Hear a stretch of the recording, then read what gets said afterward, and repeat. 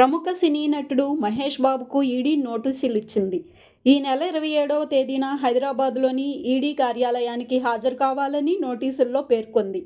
హైదరాబాద్కు చెందిన సాయి సూర్య developers, సోరానా group కంపెనీల మధ్య జరిగిన లావాదేవీల వ్యవహారంలో ఈడీ ఈ నోటీసులు ఇచ్చింది.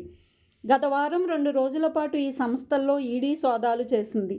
కంపెనీ ప్రమోషన్స్లో భాగంగా సాయి సూర్య డెవలపర్స్ సంస్థ మహేష్ బాబుకు 5.9 కోట్ల రెమ్యూనరేషన్గా ఇచ్చినట్లు ఈడీ గుర్తించింది.